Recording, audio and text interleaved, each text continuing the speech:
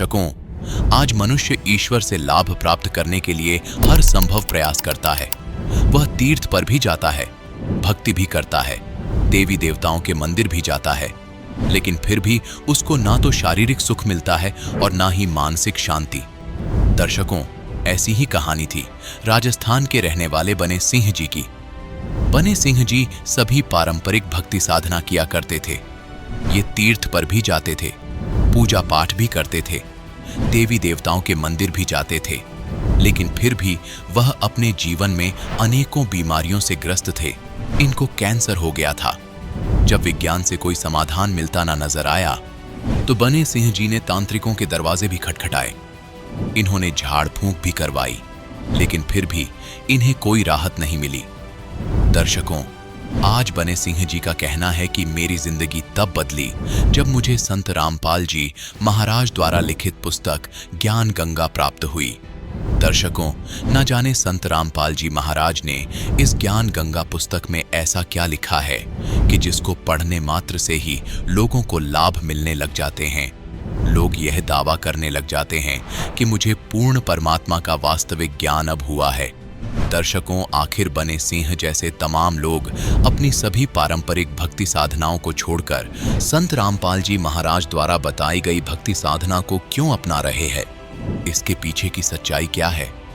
आइए सुनते हैं बने सिंह जी की कहानी, उन्हीं की जुबानी। नमस्कार सर। सर नमस्कार। सर क्या नाम है आपका? सर मेरा नाम बने सिंह है। सर कहाँ से आए हैं आप? सर मैं राजस्थान के करौल जिले में एक टोड़ीम तहसील है, वहाँ पे गांव पड़ता है करेरी मोहनपुर, वहाँ से आए हूँ।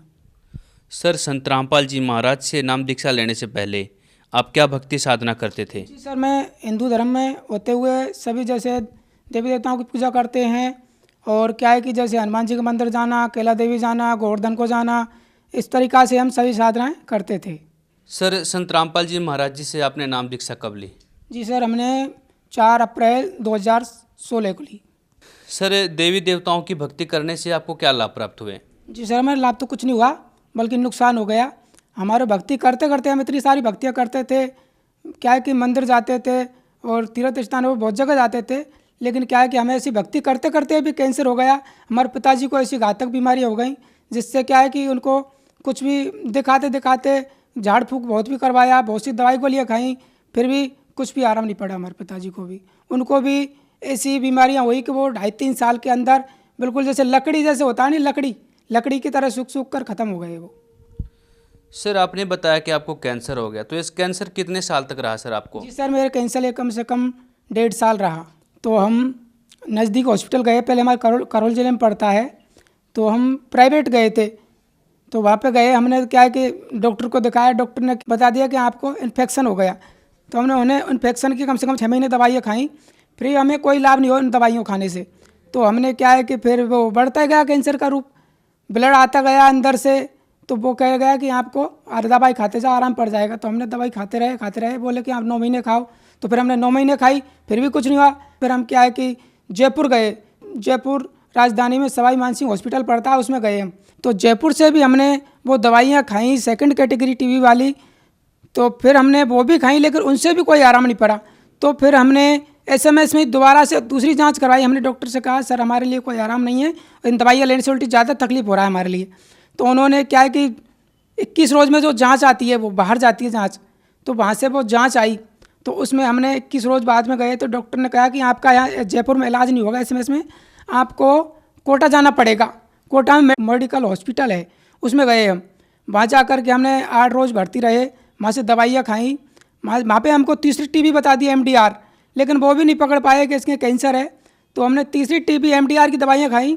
वहाँ से जो दवाइयाँ आती थी वो बॉम्बे से आती थी, और जो इंजेक्शन आते थे वो मेड इन जापान से इंजेक्शन आते थे। तो मेड इन जापान से जो इंजेक्शन आते थे, हमने कम से कम 9 महीने लगातार वो मेड इन जापान वाले इंजेक्शन लगवाए, लेकिन जो जापान से इंजेक्शन आए थे उन इंजेक्शनों से हमें कोई आराम नहीं पाया, बल्कि हमारे वो कैंसर था, वो कैंसर जगह जगह फूटने लग गया शरीर में। पहले तो वो अंदर ही अंदर था, तब हमने दवाइयाँ चालू करी तो हमारे बाहर भी होने लग गए। जैसे कि मैं फिलहाल मैं आपको बताऊंगा, ये गर्दन में भी हो गया। तो हमें क्या है कि उन दवाइयों लेते लेते भी ज़्यादा नुकसान हो गया। सर फिर आप संत रामपाल जी महाराज के शरण में कैसे आए? जी सर, जैसे हमने आपको बताया कि हमारे बाहर भी कैंसर होने लग गए थे अंदर की बजाय। तो जैसे हमारे कैंसर हुआ तो गांव वालों ने बताया कि यहाँ पे किसी उस तीर्थ पर जाओ, वहाँ उस धाम पे जाओ, वहाँ पे जाने से आपका ये ठीक होगा सब कुछ। किसी ने कहा झाड़ फूँक करवाया, सब कुछ दवाइयाँ खाने के बाद भी सब कुछ करवाया, वैसे भी करवाया, ये तांत्रिकों वाला भी पैसे ले जाते, लेकिन कुछ आराम नहीं पड़ता हमारे लिए। हमारे राजस्थान में एक धौलपुर ज़िला है, तहसील है बसेड़ी। बसेड़ी में एक बिशनगिरी नाम का एक स्थान है एक महात्मा का, तो वहाँ पे हम गए। बोलते हैं कि वहाँ जाने से आपको और एक कैंसर, आपके सारी बीमारियाँ ठीक हो जाएंगी कैंसर की। ठीक है जी, हम वहाँ पे चले गए। वहाँ जाने से हमें कोई लाभ नहीं हुआ। हम वहाँ पे 10 रोज़ तो कम से कम एक बार रुके, फिर दोबारा से गए 15 रोज़, उसके बाद में दोबारा रुके। फिर वहाँ जाने के बाद में हमें कोई लाभ नहीं हुआ। तो हमें क्या हुआ, संत रामपाल जी महाराज की कृपा से हमें 2 माताएं थी, तो वो हमें वहाँ पे ज्ञान गंगा पुस्तक लेके आई। वो हम खाना खा रहे थे, उन्होंने बोला भैया राम राम। हमने बोला भैया ठीक है राम राम, आओ बैठो खाना खाओ। बोले भैया हम खाना तो खा पी के आए, लेकिन आपसे कुछ बातें करनी है। हमने बोला बहन अच्छी बात है, करो माता जी। तो फिर वो बैठ गई, हमने खाना खाया। उसके बाद में हमने बोला क्या बात है आप? उन्होंने बताया भैया जी हम आपके लिए पुस्तक लेके आए ज्ञान गंगा। मैंने कहा भैया जी ज्ञान तो हमें बहुत है, हमको पुस्तकों की क्या जरूरत आ रही है? तो उन्होंने कहा नहीं भैया जी आपको देखो ये अच्छी पुस्तक है, हमारे वेद शास्त्रों के जुड़े हुए ज्ञान है, ये कोई मनमाना आचरण नहीं है, ये नहीं कि हमने हमारी इच्छा से बना दी है पुस्तक, ऐसा कुछ नहीं है। इसमें ओरिजिनलिटी मिलेगी आपको टोटल। हमारे जो 4 वेद हैं, 6 शास्त्र हैं, 18 पुराण हैं, जो हमारे हिंदू धर्म के अलावा और भी जो धर्म है उन सबका ज्ञान मिलेगा इसके अंदर, और आपको अच्छी साधना मिलेगी।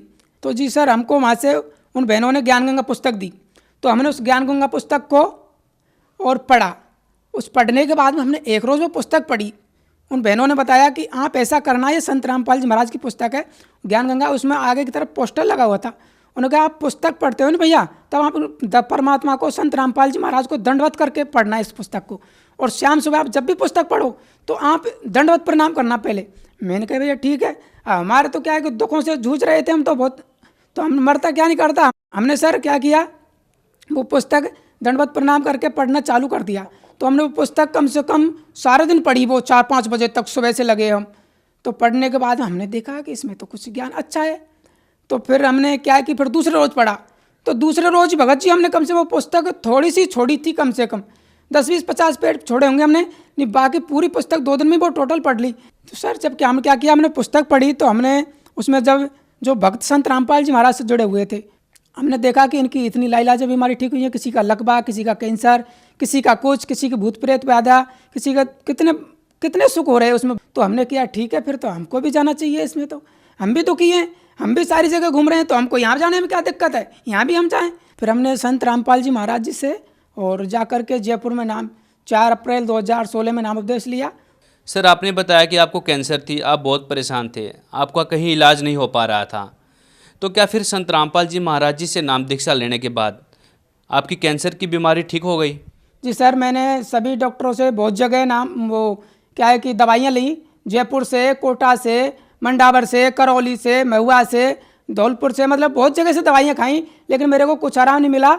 और क्या है कि आज भी मेरे पास दवाइयों की इतनी दवाइयाँ रखी हुई हैं, डॉक्टर की इतनी दवाइयाँ रखी हुई कम से कम, तो उन दवाइयों मेरे पास रखी हुई हैं। और 2-4 डिब्बों में तो मैंने आग भी लगा दी। जब संत रामपाल जी महाराज जी से नाम लिया तो उसी दिन मैंने बोल दिया कि मेरे को दवाइयाँ नहीं खानी, एक बार मरना है मेरे को। तो मैंने संत रामपाल जी महाराज की जय बोलकर और मस्जिद से और आग लगा दी दवाइयों में। उसी दिन से मैंने आज दवाइयाँ बिल्कुल छोड़ दी हैं। मैं बिल्कुल स्वस्थ हूँ संत रामपाल जी महाराज की भक्ति से। हमारे शरीर में रोज़ एक नई बीमारी जन्म लेती थी, रोज़ एक नई बीमारी जन्म लेती थी। 100% मेरी कैंसर की बीमारी संत रामपाल जी महाराज से जो उपदेश दिया, जो नाम दिया, जो मंत्र दिए, उनकी साधना करने से, और बिल्कुल हमारा कैंसर 100% ठीक है।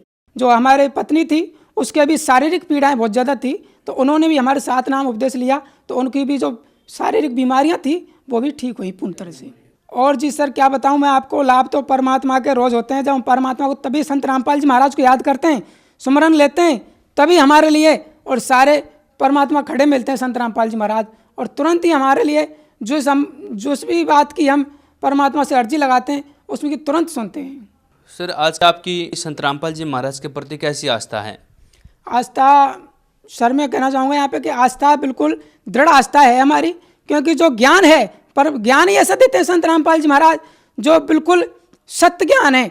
उस ज्ञान से और जो भक्ति बताते हैं वो बिल्कुल सत्य है, और उससे बिल्कुल 100% लाभ होते हैं, फायदा होते हैं।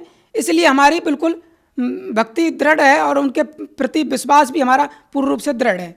आज के समय में संत रामपाल जी महाराज की लोकप्रियता दिन प्रतिदिन बढ़ती जा रही है सर, इसके पीछे क्या कारण है? जी सर, जैसे मैंने आपको बताया कि हमारे कैंसर था, बहुत सी बीमारियाँ रोज़ नया जन्म लेती थी, एक न एक बीमारी शरीर के अंदर। तो हमारी तरह भी बहुत भाई परेशान है बीमारियों से, तीन ताप से, बहुत कष्टों से जूझ रहे हैं वो, तो उनको भी ये लाभ मिल रहे हैं परमात्मा की भक्ति से, संत रामपाल जी महाराज की भक्ति से। तो लोग तो बढ़ते ही जाएंगे, लोकप्रियता उनकी बढ़ती ही जाएगी लोकप्रियता। तो इसमें क्या है कि इसमें तो साफ कहना है कि ये तो सच्चा मार्ग है। सर, आप भक्त समाज को क्या संदेश देना चाहेंगे? मैं भक्त समाज को संदेश देना चाहता हूँ सर कि जो संत रामपाल जी महाराज जी से नाम उपदेश लेने के बाद में मेरी जो लाइलाज बीमारी कैंसर थी वो ठीक हो गई। अगर आप सभी भक्त समाज को फायदा लेना है तो आप संत रामपाल जी महाराज के द्वारा दी भक्ति का साधना करके और पूर्ण लाभ प्राप्त करें। सर, संत रामपाल जी महाराज जी से नाम दीक्षा कैसे ले सकते हैं? सर, संत रामपाल जी महाराज का अनेक टीवी चैनलों पर सत्संग आता है, तो उसमें नीचे एक पट्टी आती है, उसमें नंबर आते हैं, तो उन नंबरों पर संपर्क करके आपके जो नज़दीकी जो नामदान खुले हुए परमात्मा संत रामपाल जी महाराज के, वहाँ जा करके आप नाम उपदेश ले सकते हो। धन्यवाद सर। सत साहेब।